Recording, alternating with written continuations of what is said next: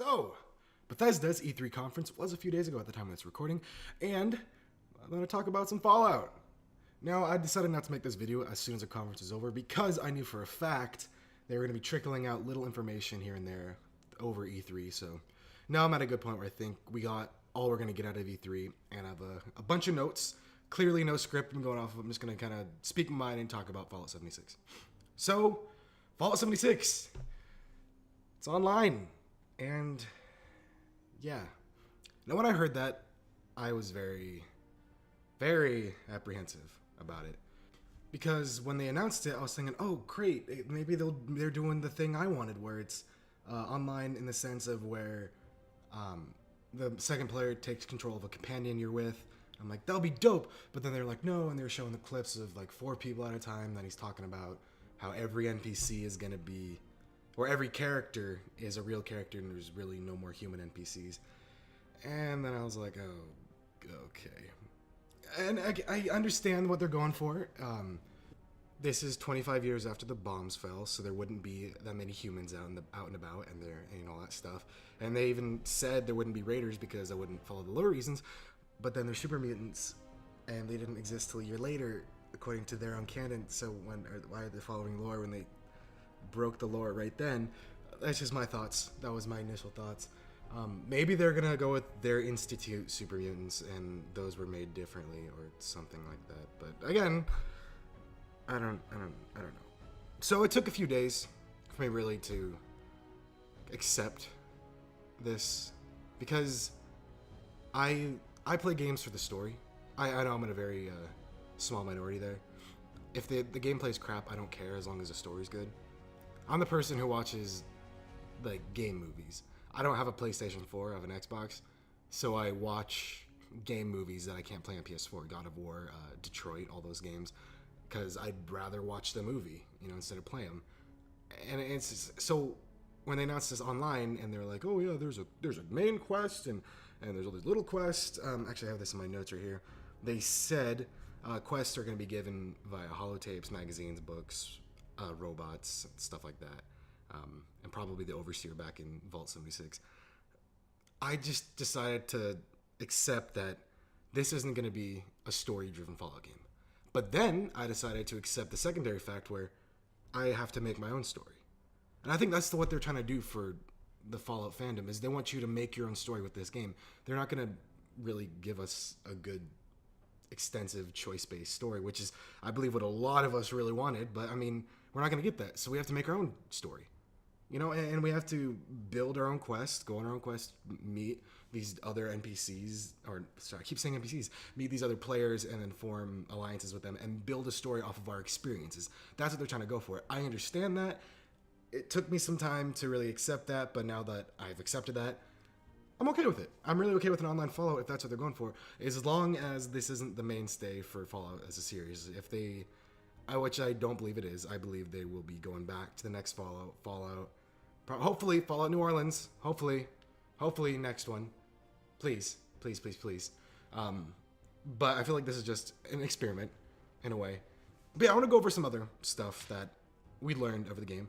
So, clearly it's not a traditional Fallout game, and the map is 4 times the size of Fallout 4. That's pretty cool. I like that. And they said, I believe Todd Howard said that it's going to be very hard to find players because the map is so big. And I think I found in the Fallout documentary you can watch now by NoClip, they said there's going to be about 24 to 32 players, which is a lot. It's really a lot. And oh God, I keep bringing me back to... So every time I think of this, right, I think of a positive, then it's immediately followed by a negative. That's my thoughts when it comes to Fallout 76. Positive, right, or the negative or positive, whatever. Positive, it's online. Cool, I get to play with my friends. Negative, there's no story. Positive, you have to make your own story. Positive, there's going to be, I guess negative. Negative, there's going to be a lot of players. Another negative, griefing. I feel like they're putting a lot of faith in their Fallout fandom to not grief other people and ruin their shit. And they even said that you can repair your stuff and another player can't completely destroy it. But I'm nervous. I really don't like playing online survival games for that exact reason. I always play on private servers I make for myself or my friends because I just don't want to deal with that shit, And I like the fact that when you log off, your stuff goes with you. but I'm nervous when I play because I don't trust people. I fucking hate GTA 5 because I just want to drive around and some asshole comes by in a jet and kills me for no reason. And I'm just like, I won't be your friend. But no, I don't want to be your fucking friend. I'm going to blow you up. I'm like, well, fine.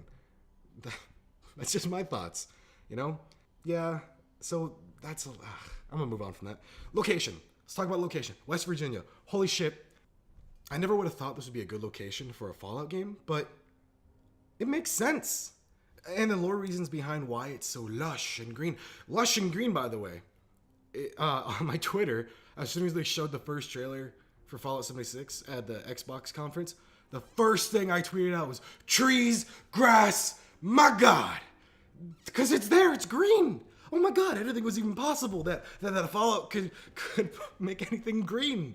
It's all beige and grays and dead and desolate. But the reason behind it was because who would nuke West Virginia? There's nothing there, right? Just like I thought, why would you choose West Virginia? Why would you nuke West Virginia, right?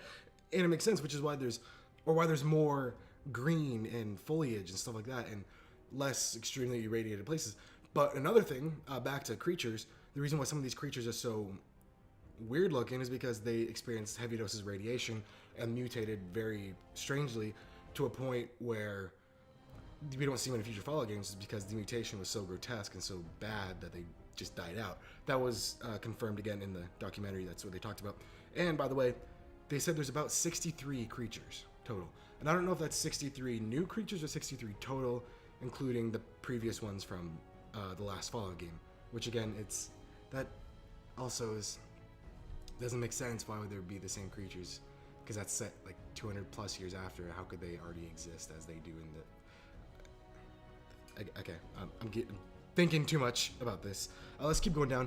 Another thing that I'm really excited about this game is back to creatures. Really, they're taking the folklore of West Virginia and creating the creatures out of that, which is a smart idea. Holy shit, that is a great idea. And I didn't even heard of some of these things they're talking about. Grafton Beast. What the hell the other thing was called? The weird ass name, dragon thing. Yeah, it looks cool, right?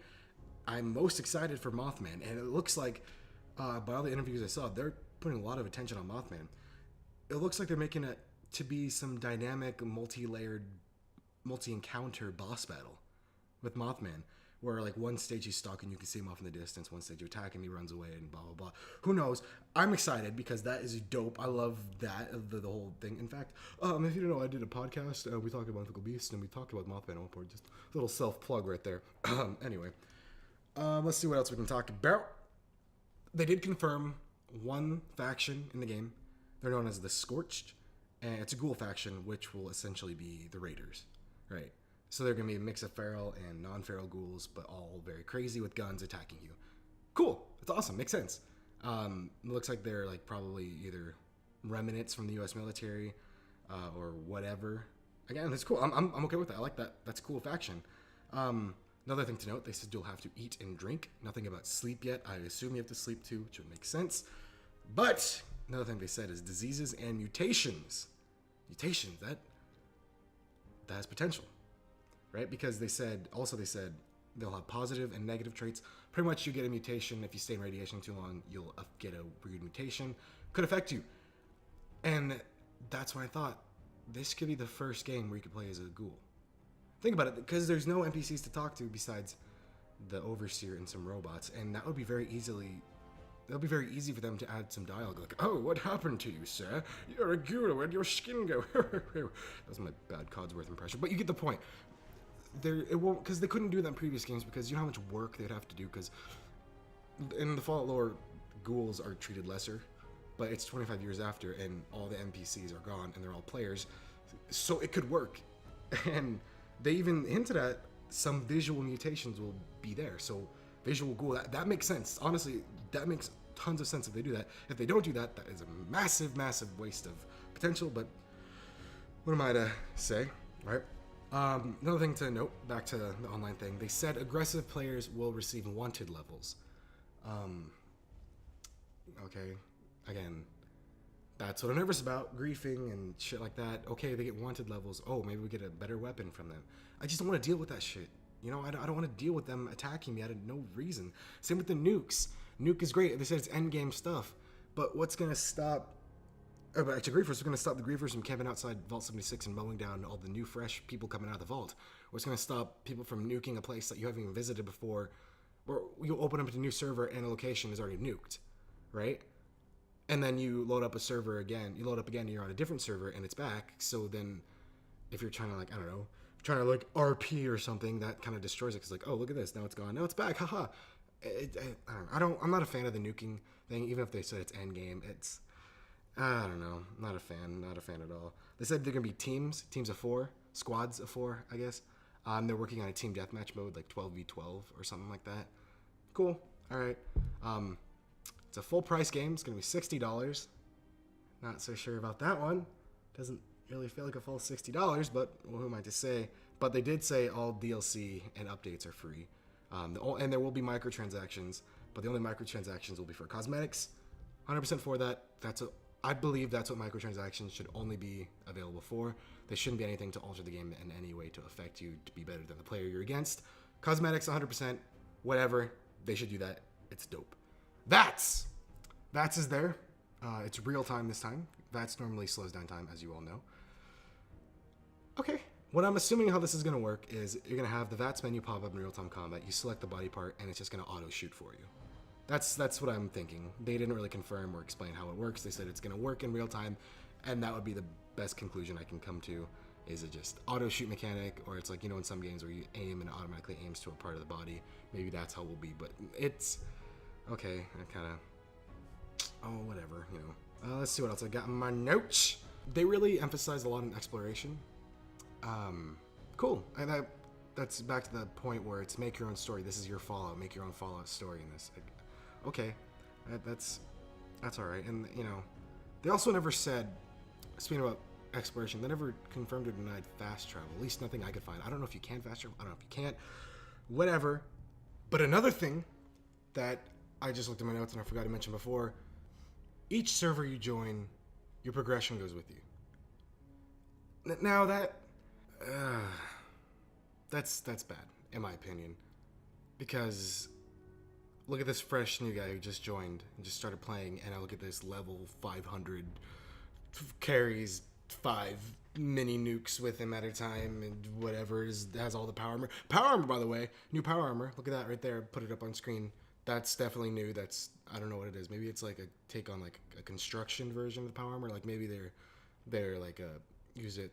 I don't know. It looks cool though. I like it. I'm digging it. Hopefully maybe they'll add even more power armor. Because by the way, calling it right now, calling it whenever this is posted, this time when it happens, doing an Enclave DLC, like an Enclave Invasion DLC. There's gonna be the Remnants awake, and they're gonna be like attacking, or there's gonna be like a new faction that shows up as a random encounter. It's gonna be Enclave. It's gonna be a random vertibirds dropping them in, and Enclave come out of nowhere, or they're gonna be attacking your settlement. Like some Supermans can raid you. That's what it's gonna be. It's gonna be Enclave. They're gonna like somewhat raid you at some points. I'm calling it now. Just wait. The Enclave update. That's what it's gonna be. Just you wait. And if I'm right, come back to this video. Oh my god. Anyway, I just want to get final thoughts on this though. I've been rambling for way too long. Am I super hyped for this? No. Am I gonna buy it? Yes. Am I gonna play it? Yes. Is this the follow I wanted? No. Am I gonna accept this and not complain about it? Yeah. We can't change it. So it's best to make the best out of the situation, you know? So it's just, don't look at it as your standard Fallout game. Look at it as your Fallout game, really, not as like the story Fallout. It's your story Fallout. At least that's how I'm choosing to approach it, and by choosing that way, it's making me a little bit more excited for it. But again, maybe they'll eventually do Fallout Narlands. Hopefully, I really hope they do. That'd be really dope. I have so many good ideas for Fallout Narlands. Anyway, that should do it for today. I have a couple more ideas coming up in the future, and can't really talk about it now, but something may be happening. Who knows? Something really cool. In a few weeks, few months, something really cool might be happening on this channel if it pans out. I know I've said that before, but I'm pretty sure this one is going to pan out, and something a lot really cool is going to happen, and it involves my face. Who knows? Who knows what that's going to be? I'll never tell. Most when you see it. Okay, I'm talking enough. Anyway, follow me at Twitter, Instagram, socials and shit. Watch other videos. Thanks. Watch. Blah, blah, blah, blah. Goodbye.